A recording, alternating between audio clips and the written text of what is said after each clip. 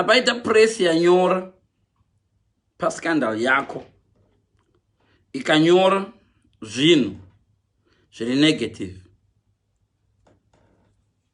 zvisiri chokwadi tombotanga zvisiri chokwadi kune zvimwe zviri negative zviri chokwadi yanyora zvinhu zviri don't ever make the problem worse by confirming the negative press, which is a defensive posture. Kuda kugwa nayo. So, quiet the scandal. Regain control of the whole narrative, which shansama steps matatwe. Right? Waita scandal iwewe waitawa dini mafumurana pamwe mavhile vinhu zveshuwa ndiwe wakashama taona pa internet tiri kukuona ndiwe zveshuwa uri kutemwa nemurume womunhu, right? Unoda kurecover. Maita chichi manetsana nepartner yako madii vanhu vese they're talking about you, right? The best way to recover from this, admit your mistake openly. Kana wapo ita live you go admit this. Guys, you know what? Nyande yangu hii but say nini. Wanzo. Guys, ndabata kumbenza futhi. Sorry guys. Ndombo zvita say. Admit your mistakes, right? With concern for those affected. Uchi mention mavhile vena ndakaburitse murume wangu chi ndino zvakakanganisira vana vangu ndakakanganisira oneni. Munhu anowanzo admita kutadza kwake anobvisa vavengi vanosha. Unoziva vavengi wanda munhu anoti handina kudero ini. Varevengi vanothrive pamunhu ari kuti handina kudero vanodhiga more info. Zvino wakati zveshuwa ndakakanganisira murume wangu ndakangokanganiswa ndikangodini ndikaita mavhile vena murume uya ndakakanganisira. That way you're admitting your mistake openly. Which mention not you are concerned about those affected, whether wakatadzira yeye kana kuti vana vacho vari involved. Wadero manje, have a crisis plan that puts your reputation back over the funds. Rega kufunga kuda kuita competition kutsvaka mafunds kuti mafunds angu 2000 aimbouya kulive kwangu ndoda mawinner first. No. Put reputation yako first over my funds. If you're a company, put your reputation first over profit. Run a loss for the meantime being. Uchi build a reputation yako back. Reputation is more. Reputation do yanofa nayo. My funds anokuti mangwana pakango yangu mnari better looking. My funds anoroba pass. Pango yangu mnari better, a more eloquent guy, and a more eloquent person, a more eloquent vanoku replace. But reputation yako abaende nayo. So sacrifice reputation yako than my fans. Paita scandal, everyone is talking about you. Quickly have a crisis plan. Crisis plan, build your own reputation back. Zvakafana kuti imba ikadirika. Kana imba yadiriziwa. Rega kuconcentrate pa masofa. Pa masofa, masofa rumba chanyorova. Yakadiriziwa. Concentrate pakudoisa roof. Ukatora zvisaga uchinovhara masofa remumba instead of constructing roof back again. Pano imwe mvura inonaya futi zvisaga zvacho zvichanaiwa pamusoro pemasofa ipapo mukaita flooding. So concentrate pakubuilda padhirika pacho. Kana zvadoramba builda imwe imba paside. Vanhu vari busy kuti one imba yakadhirika imba yakadhirika ona wakutomovha zvinhu kuenda muimba iri better. That's how you should look at it. Waita scandal, vanhu vese social media inokangamwa but haikangamwa. So you can't fight social media. It's tsunami.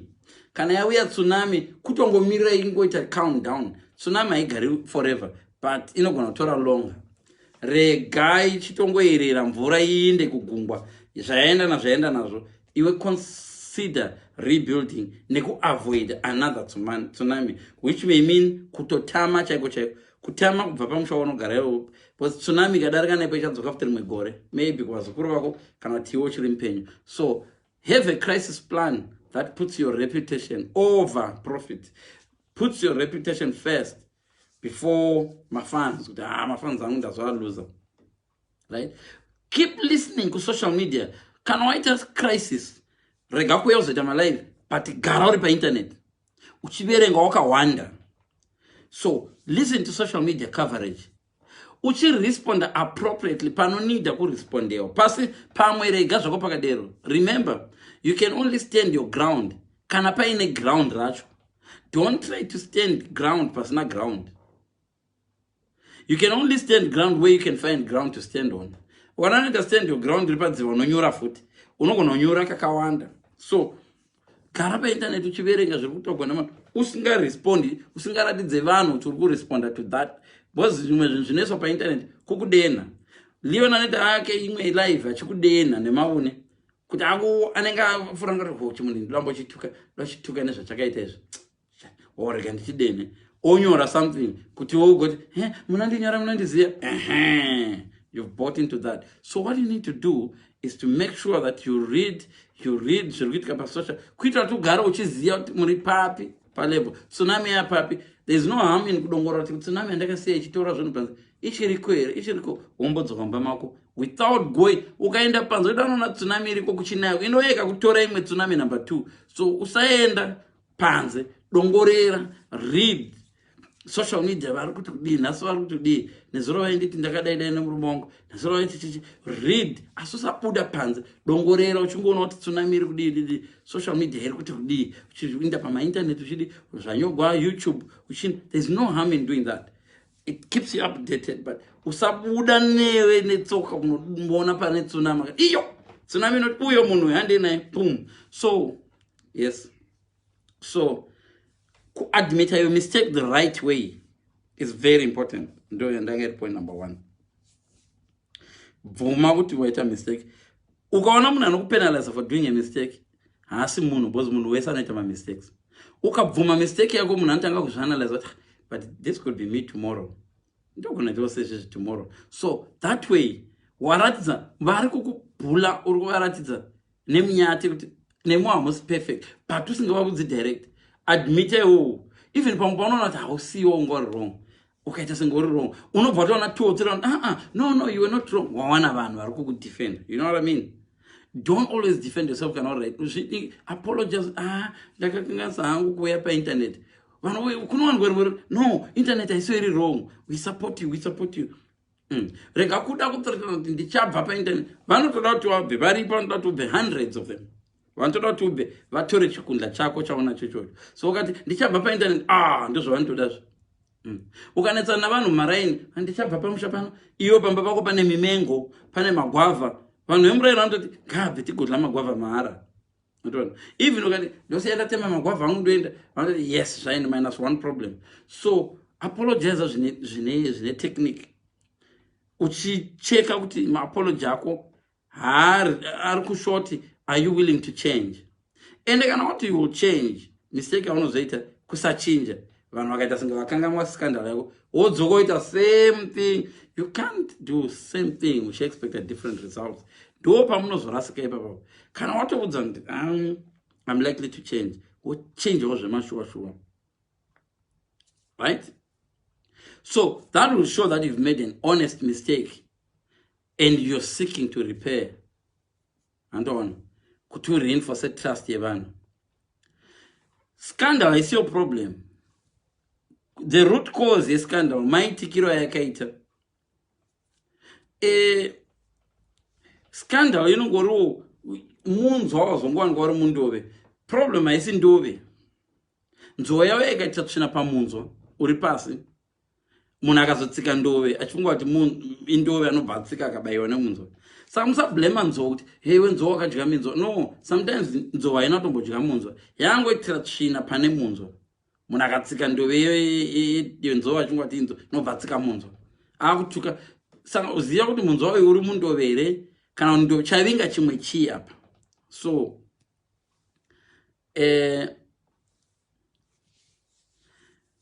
ziva kuti kana paita scandal you will have to apologize somehow. You will have to apologize to somebody. So, kana uchidonda dzidzira ku apologize. Auna zvauno rebuild usina apology. Never. Kana padera scandal. pachatoda apology chete whether uri right even vana Zuckerberg chaivo vakabatwa vachiita scandal paFacebook avambofi panotodzoka apology chete. You will have to find the practice kuti apology chaitwa sei, right? So waita scandal yako vanhu vari kutaura nezvako, Zimbabwe yose iri kutaura nezvako, zvazodai zvakadai. Kana vanozuka vanhu vakuru vachiapologize kuzotiwo isusu ana mbune. Listen, it's not just enough to apologize. Zvizive izvozvo, apologize inopedza zvese. Timing of the message won't help unless message is actually carefully worded. And make sure in a genuinity. Mkatimaya mena arundi fonera. Mira nbo chela ndiana arundi fonera. Gozi mbuzi zimarundi fonera. Was next thing. Vanu wachifona ndiri pa live. I think wachatofona ndiri pa live. Ndichaignore. Right. So, that's about apology. So, you've done a scandal, everyone is talking about, oh, this Zimbabwean person has that. Make sure you follow those steps, right? It doesn't.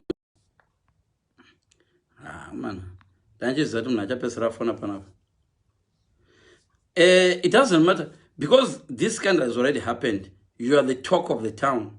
People will talk about you if you carry on in the same way. They can talk about you till December. But each scandal, it replaces one scandal. Last week we were talking about the other week this week is you, tomorrow it could be anybody, tomorrow it could be me. So it's how you handle your scandal. Each scandal has to be handled as apology. Do a good start, right? But don't just merely apologize. Plan your apology. If you want to appear again for social media much quicker or later, could deactivate the account. Kuno gona kuti batsire bata kubatsire. Problem inotika ende kupa ku deactivate account depe kudai so. Wakafana nemunhu avona tsvina pa door rake. Nditi. Obva wavhara door.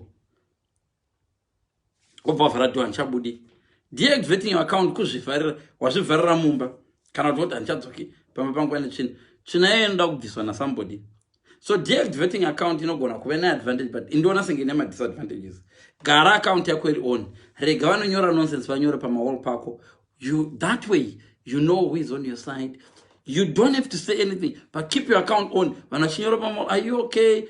Respond kuneva ne value. Yeah, are you okay? Deactivating account inoita kuti vanhu vapanike. My enemies are far out. No, it shouldn't be like that. Don't deactivate your account. My big companies are United Airlines, my headlines are scandal. No, you try to thrive. Try to find a way. The quickest way to solve the gap. If I were in that situation, it's not easy. You know what? Sure, tagada scandal. Let's unite for the sake of this scandal. What V11, V11, hug, kiss, mobudi kwa mchi, jigamese, mchiraza muruwana, high five. Betera moso tukana nyupambira. But mauzi ama tukana no manje. This time I'm tukana mchidi mchisana pa internet. Jingatombo betera. It does something positive. Pesa pane scandal. Panda umboni kwa uzwezo ziri positive. Zishoma, shidiki, shiri positive. Muskandal imomo. Tuwaona vari tu, wachifambizana vana wakatuka. Unazara nakarowana nezuro. Wakafuma makusena wachifamba veseka. Vanandanga kuzviblema. Asi takafuliwa kai. Asi vachitamba game kai. Asi skit kai. Iwe vana wanga chiwira. Una vatofuma. Zvinotobetsera. Go wonder. Communicate in private. Shamara, millions of Zimbabweans are watching. Sometimes method we are telling. boom vanachiti ye zviri kuvenga naona muri kutodya murestaurant mese tiri kucelebrate birthday remwana wedu hug you don't have to sleep together but ipai image kuvanhu kuti no we are bigger than this scandal soon vanotanga kuona vanga vachiti tiri kusaidira ningi vava kushaya masaidi so ndeimwe wayandikati crisis plan that puts your reputation back out of all kutsamwa kweve ko zvanodoriwo munhu nai anotonzwisisa antoona but if you decide to monitor the situation, don't go offline but monitor the situation. Just stay there on a crisis plan yako, monitor the situation, keep checking the internet, which try identify my reliable checkpoints, identify your my enemies, my newspapers are kunyora bad about you, which very nice and slowly. Unozoziva vekuavoida next time scandal iri temporary aimbogare. It's you who's going to make it permanent, but scandal aimbogare. Kuchava yemwe scandal pamwe mangwana kune bigger scandal than this one vana vatanukanga but iwe chiziya manje kuti vanga vachipusha ndevava iyi ruti ndio yakafamba netsunami apo pakati pematombo apo ndo paidarika nemvura yakawanda hauchavaki ipapo next time tsunami kana yabuya yakaitika kunyanga uko people who know now that paroad yetsunami next time we are not building here siya zvakadai ndo zvakaita paevolution vanhu evolution yakaitika so our ancestors didn't know nothing. They had to learn the hard way. Vaidya chimwe chinhu woona mumwe munhu achifa wobata this is dangerous, don't eat this. Woda kunobata nyoka yoruma woona munhu achichinja color achifa this type of snake aibatwe rovai. Wonobata something wonodya chichi chinova they will learn. China yavo chacho vakatombotanga vachidya wona tsvina iri pasi vodya wona vari kuita mudumbu noita hazvidyiwa. That's how they will learn. So you need to learn from that crisis. Learn, and grow from it as well. Rega kuramba uchikukurwa ne same mistake. The same mistake ndo iri kukudonedza. I was going to develop social media rule and rule in a similar style. V11 wachema, V11 wachema. Next year V11 wachema. You're not learning from this. You can't keep on doing the same thing expecting different results. So plan approach yako.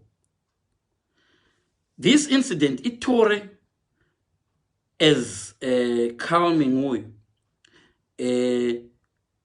Approach this incident, which is for space to think calmly, clearly about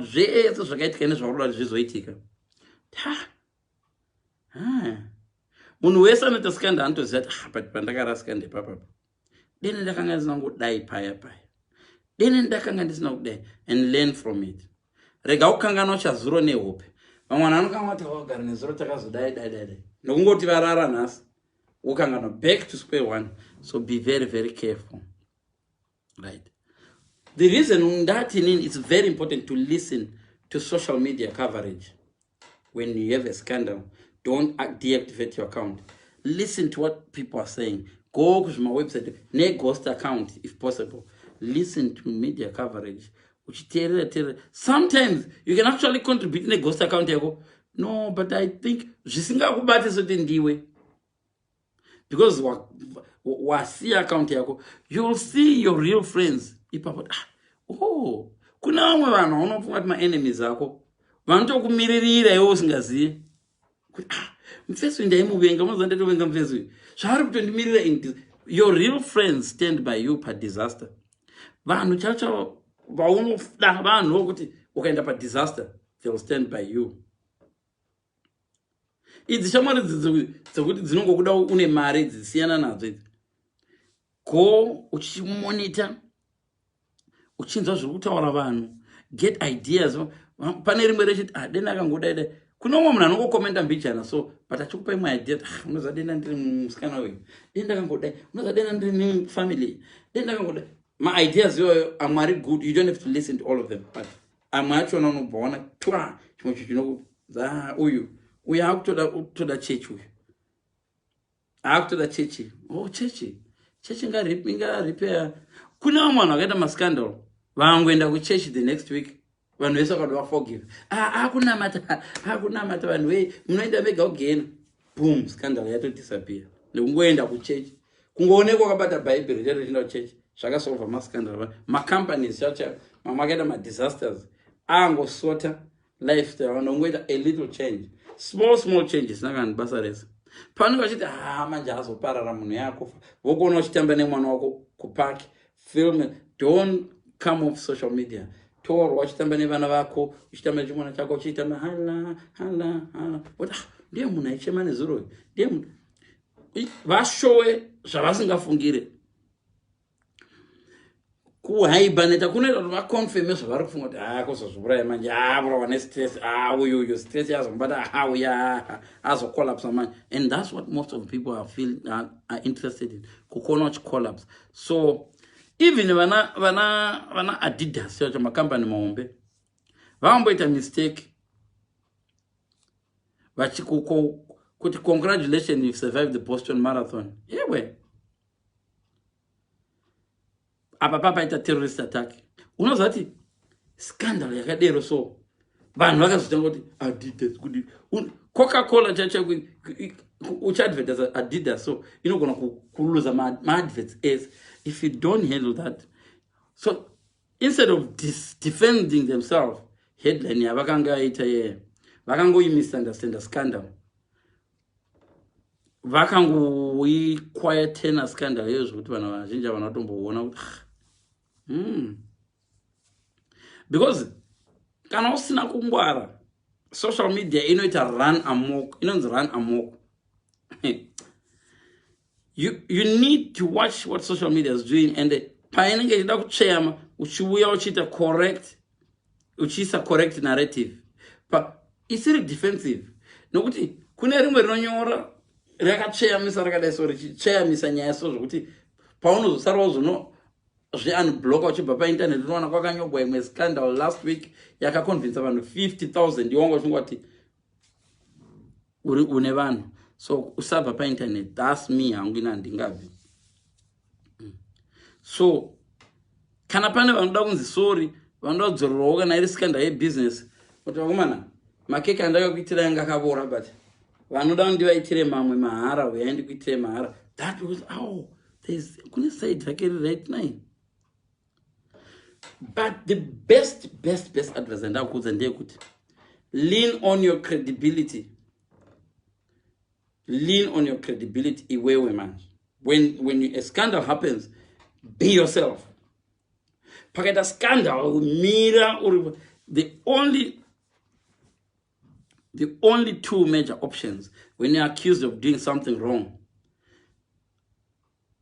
There are two options: apologize or stand your ground. So, choose to apologize. Make sure you do it in a manner that shows that you regret. If you want to stand your ground, it's usually apologize is the best option. It's usually it works better. But if you choose to stand your ground, no, then did right, bends in the way. Right, this is how you do it. You've been accused of something that you haven't done, right? And you can prove it that you haven't done that. And you can defend yourself. Once you want to assassin, boom, unoenda unoshowa mara za genuine mara za kana zviita mira about mandi park usage mandi izvi ndino stand ground rambozi ndinoziva uchi stand ground rako. That's another option. My option nani ndiyo ku apologize, but most people vano associate apology ne defeat, so don't worry about that. Vanhu vasina kudzidza ende ndo vazhinji vacho. Vanhu vatinodhila navo pa internet vazhinji vacho ndiyo vasina brain. 90% yevanhu vari pama social media havana intellectual ability yekunzwisisa kuti upenyu hwakamira so, and all the loudest. So kana nhunzi 5,000 dzichiti tsvina inonaka, rega kunotenga tsvina kusuwage uchifunga kuti because nhunzi 15 million dzati tsvina inonaka.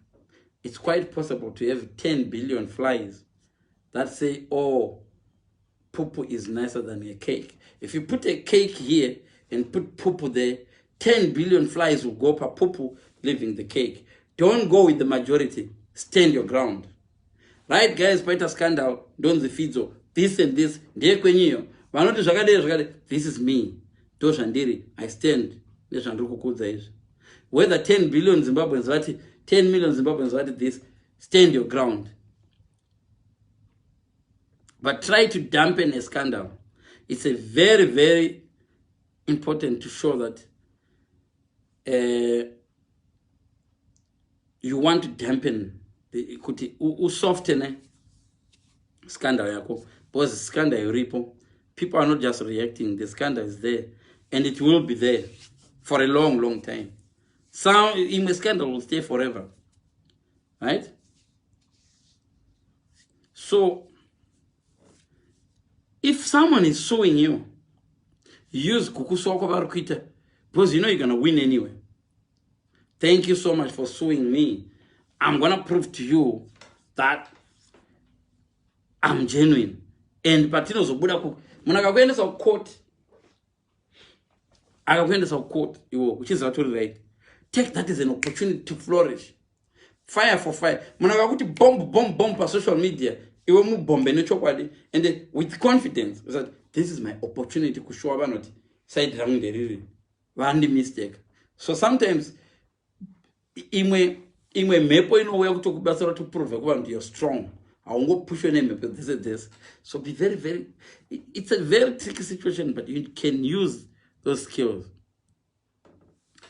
Scandal is designed well. A scandal should never ever have to create the lasting damage. You are the one who will make that scandal create the lasting damage. Scandals, any scandal inenge itika kungava kufamba kwashama kungava kudini chako you should not let that scandal create the lasting damage. There are so many ways of recovering from all the scandals.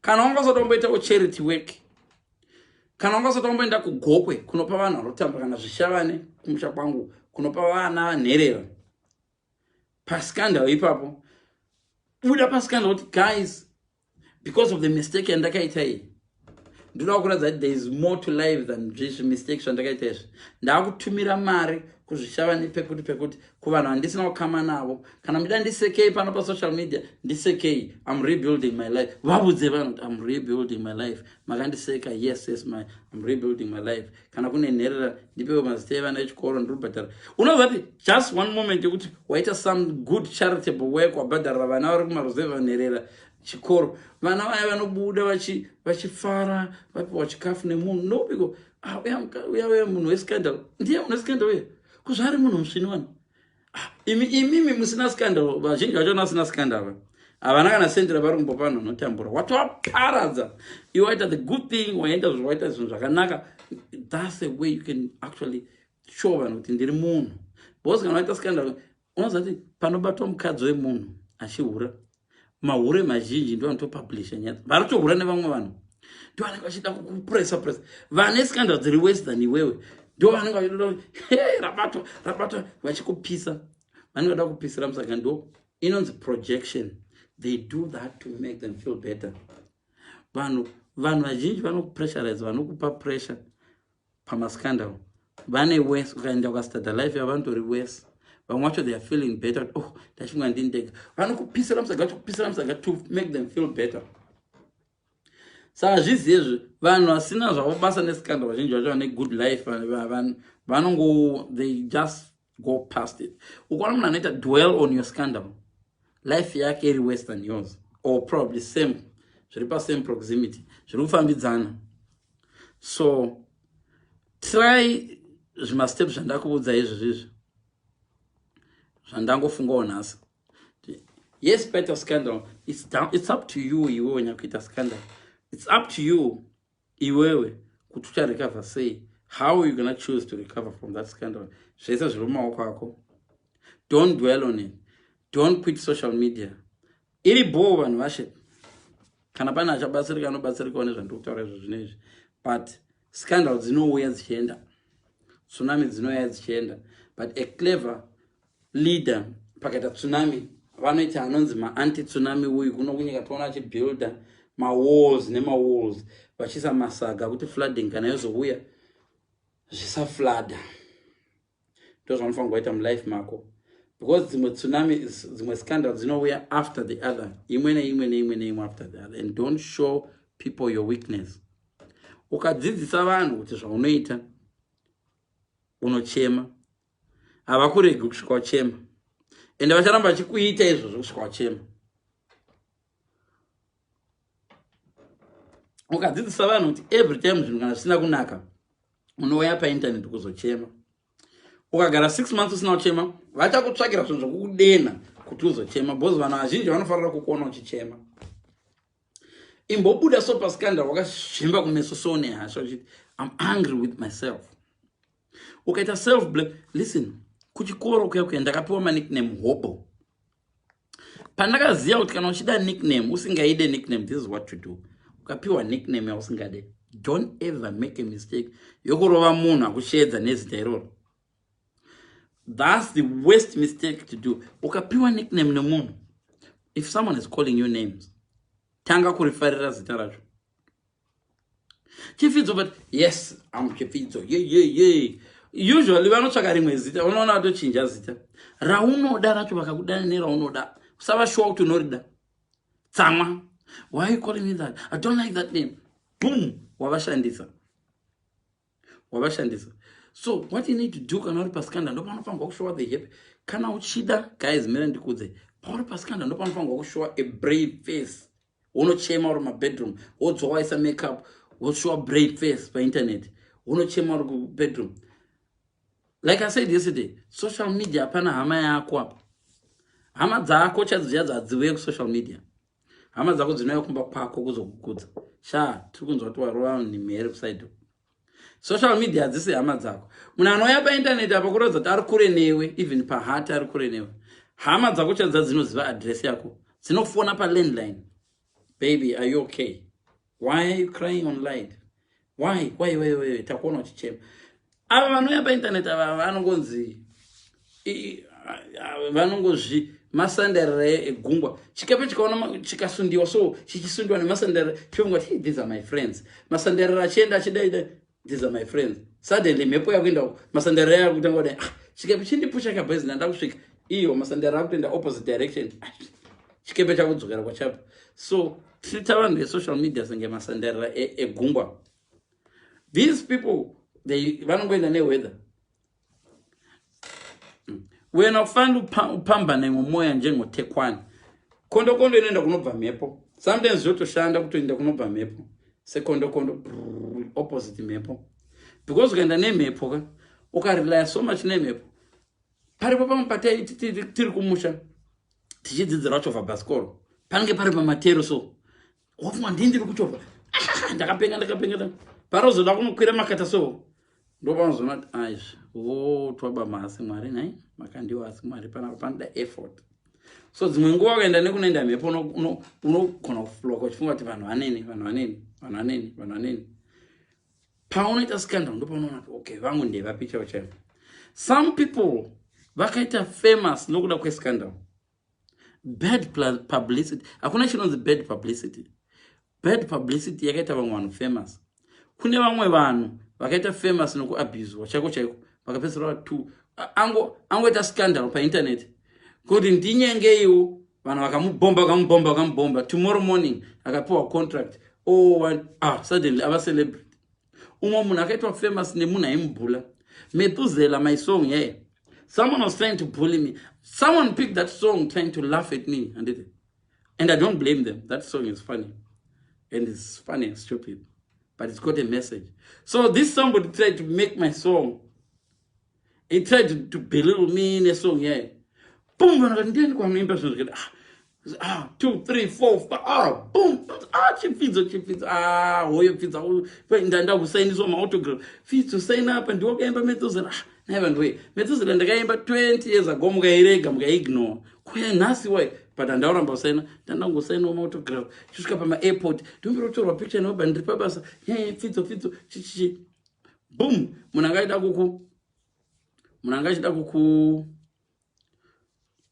kukupinza pasi, anogona kusimudzira. So out of every scandal, pane a little uyu kekuti usurvive. follow that little route. Don't give up. So that's all I'm saying today. So you guys, I hope you're gonna help her, help all these people that are in scandal, and make sure they follow these steps. Step number 1, admit your mistake in the right way. What was step number 2? Have a crisis plan that puts your reputation back.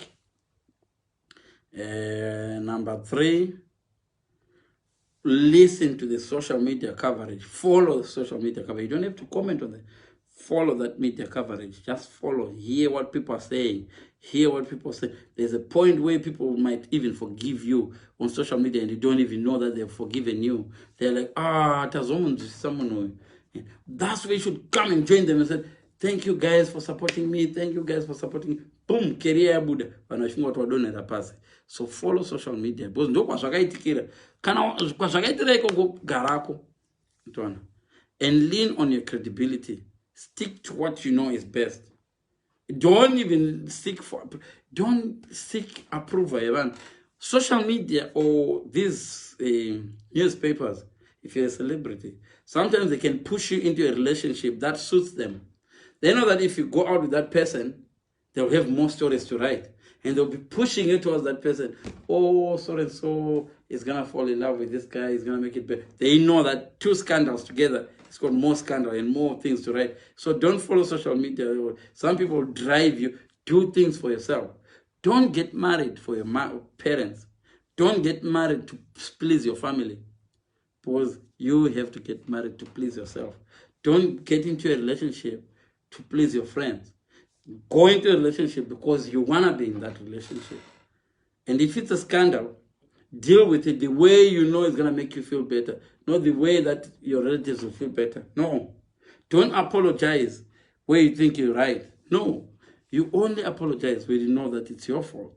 Or you know that there's a right way to get you back. But remember, no scandal should have a lasting damage in your life. No scandal. Don't let any scandal have lasting damage. No matter what, whether people have seen you do this and that, that scandal should never, ever, ever have lasting damage in your life. Never. Don't ever let that happen. So thank you guys. Have a good day. Because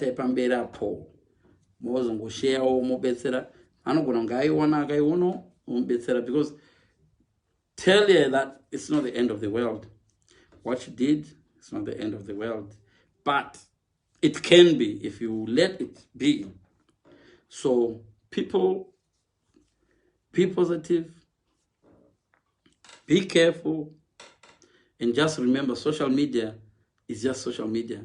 No one is your best friend on social media. No one really cares. 80% of the people on social media are actually happy to see you suffer. 20% don't care whether you suffer or succeed. So 100%, no benefit. The best friend should be your family. The best friend should be your little kid. The best friend is that person you stay with. The person who, most of these guys are busy on social media supporting you. But when you die, they don't even come to your wall say rest in peace. Some of them just say, oh, you died. Some of them don't even know if you unblock them. If you unblock somebody right now, if you block somebody right now, some people don't even notice. And yet, you are making decisions based on what they think. Don't be silly. Don't be silly. Don't make a decision based on what someone who means nothing to you thinks. Make a decision for yourself, your family, close relatives, your kids.